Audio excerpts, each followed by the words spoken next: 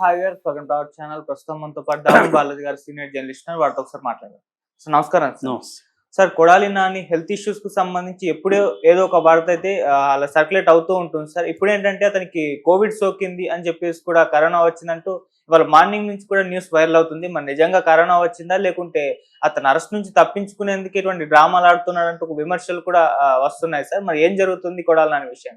కొడాలి నాని అనుచరుడు దుక్కిపాటి శశిభూషణ్ ఒక స్టేట్మెంట్ ఇచ్చాడు. అదేంటంటే కొడాలి నాని దగ్గరికి ఎవరు రాకండి, ఆయనకి ఇన్ఫెక్షన్ సోకుతుంది, కోవిడ్ పరిస్థితుల్లో ఆయన జోలికి ఇప్పుడు ఎవరు రాకండి, దయచేసి ఒక 2 months తర్వాత ఆయనే మీ ముందుకు వస్తాడు, అంతవరకు ఓపిక పట్టండి అని వైసీపీ శ్రేణుల్ని ఉద్దేశించి ఆయన స్టేట్మెంట్ ఇచ్చాడు. దీంతో ఒక్కసారిగా కొడాలి నానికి కోవిడ్ ఏమో అన్న అనుమానాలు అయితే బయటకు వచ్చాయి. కొంతమంది దాన్ని కన్ఫామ్ చేస్తూ కూడా పోస్టులు పెడుతున్నారు. కొడాలి ముఖ్యంగా తెలుగుదేశం శ్రేణులు పోస్టులు పెడుతున్నాయి, కొడాలి నానికి కోవిడ్ వచ్చింది అని చెప్పి. అయితే ఇదంతా డ్రామా అని మళ్ళీ వాళ్ళే కొంతమంది పోస్టులు పెడుతున్నారు. ఎందుకంటే కొడాలి నాని ముందు నుంచి కూడా అరెస్టు నుంచి తప్పించుకోవడానికి రకరకాల హెల్త్ డ్రామాలు ఆడుతున్నాడు అనేది వాళ్ళ ఉద్దేశం. నిజానికి అతనికి హార్ట్ ప్రాబ్లం ఉన్నమాట వాస్తవము. అందుకని అతను ముంబైకి వెళ్ళి అక్కడ ఏషియన్ ఆర్ట్ ఇన్స్టిట్యూట్లో బైపాస్ సర్జరీ చేసుకున్నాడు. డాక్టర్ రమాకాంత్ పాండే ఆయన world famous thoracic surgeon. So ఆయన దగ్గర ఈయన సర్జరీ చేసుకున్నాడు. సర్జరీ సక్సెస్ అయింది. దాని తర్వాత హైదరాబాద్కి వచ్చి ఏఐజీ హాస్పిటల్లో ఉంటున్నాడు. సో కాకపోతే ఏంటంటే ఆయన మీద రకరకాల పుకార్లు ఉన్నాయి. ఒకటి, ఆయన అమెరికా పారిపోయేదానికి ప్లాన్ చేసుకుంటున్నాడు. ఎక్కడైతే ఇక్కడ తెలంగాణలో ప్రభాకర్ రావు గతంలో ఇంటెలిజెన్స్ డీజీ, ఆయన ఫోన్ ట్యాపింగ్ కేసు రాగానే అమెరికాకు పారిపోయాడు, హెల్త్ ప్రాబ్లం అని చెప్పి. ఇప్పటివరకు ఆయన్ని పట్టుకు రాలేకపోతున్నారు. 1.5 year అవుతుంది గవర్నమెంట్ వచ్చి. సో అలాగా ఈయన కూడా పారిపోతే కనీసం 1.5-2 years మినిమం పట్టుకోలేరు అని, ఆ తర్వాత చూసుకుందాం అన్న ప్లాన్లో ఉన్నట్టు కనపడుతుంది. ఎందుకంటే ఇప్పుడు మనకి ఆంధ్రప్రదేశ్లో చూస్తే కంప్లీట్గా రివెంజ్ పాలిటిక్స్ అనేది Day 1 నుంచి స్టార్ట్ అయింది. గవర్నమెంట్ ప్రమాణ స్వీకారం చేయకముందు నుంచే వాళ్ళు మొదలు పెట్టేశారు.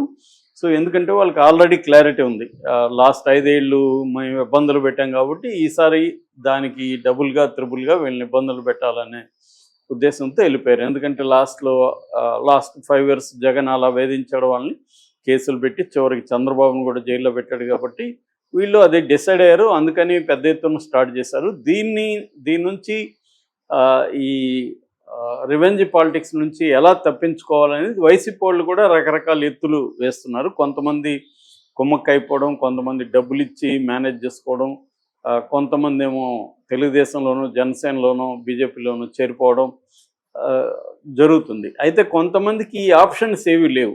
అందులో కొడాలి నాని, వల్లభనేని వంశీ ఇలాంటి వాళ్ళు ఉంటారు. వీళ్ళకి ఇటువంటి ఆప్షన్స్ లేవు. ఓన్లీ ఆప్షను వాళ్ళ మీద కక్ష తీర్చుకోవడం అనేది తప్ప వేరే రకంగా డబ్బులు ఇచ్చో లేకపోతే పార్టీ మారుతామనో ఇంకోటి చేయడానికి లేదు. ఒకటి ఏంటంటే కొంతమందికి బీజేపీతో సంబంధాలు ఉన్న వాళ్ళకి ఇది కొంత ఈజీ. ఎందుకంటే అమిత్ షా దగ్గరకో ఇంకో దగ్గరకు పోగలిగిన వాళ్ళు ఏం చేస్తున్నారంటే అక్కడ మేనేజ్ చేసుకుంటున్నారు. అక్కడ నుంచి వీళ్ళకి ఆదేశాలు వస్తాయి, ఇతను వదిలిపెట్టండి అని. దాంతో సైలెంట్గా ఉంటున్నారు.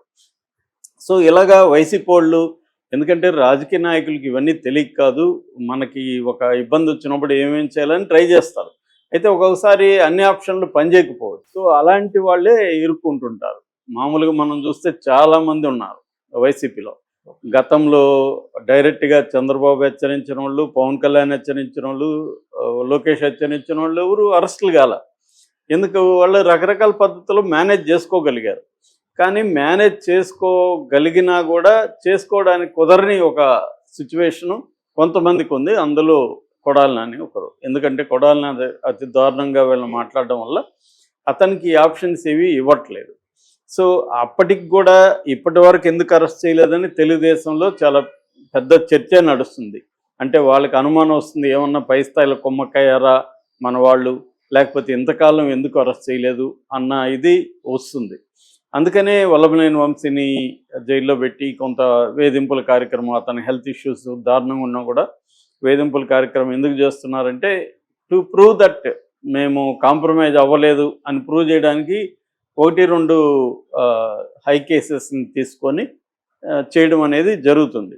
సో ఇప్పుడు ఆ కాంటెక్స్లో కొడాలి నాని ఎట్లా దీని నుంచి తప్పించుకోవాలంటే అతనికి దొరికిన ఏకైక మార్గం హెల్త్.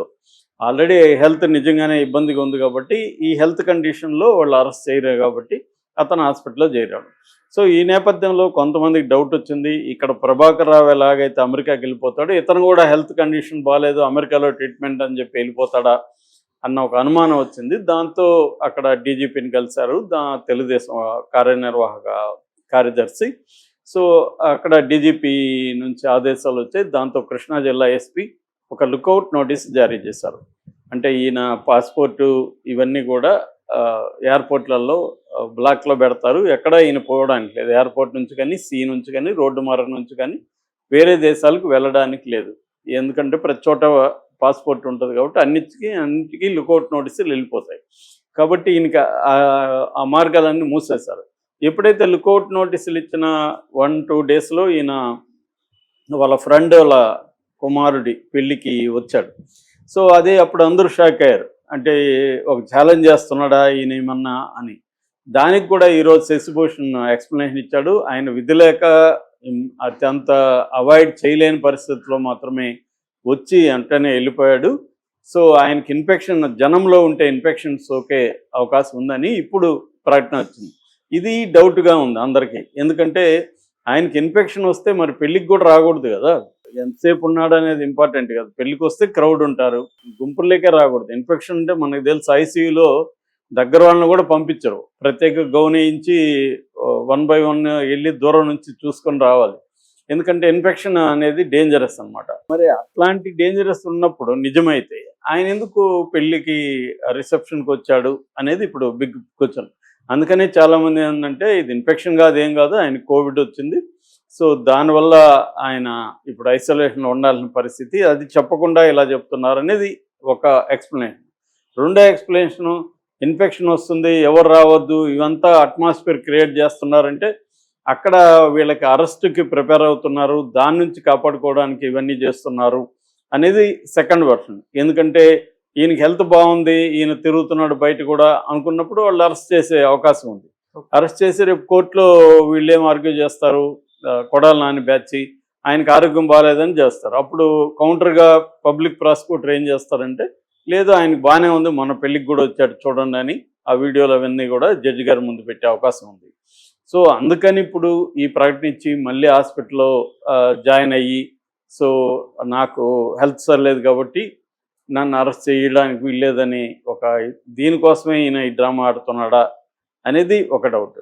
ఇంకొంతమంది ఏమంటున్నారంటే అసలు తెలుగుదేశం వాళ్ళు కొడాలి నాని ఎప్పుడో కాంప్రమైజ్ అయిపోయారు, కొడాలి నాని అరెస్ట్ చేయకుండా వదిలేస్తే తెలుగుదేశంలో అసమ్మతివాదులు ఎక్కువ దీని గురించి మాట్లాడతారు కాబట్టి కేడర్ అంతా కూడా నిరుత్సాహపడతారు కాబట్టి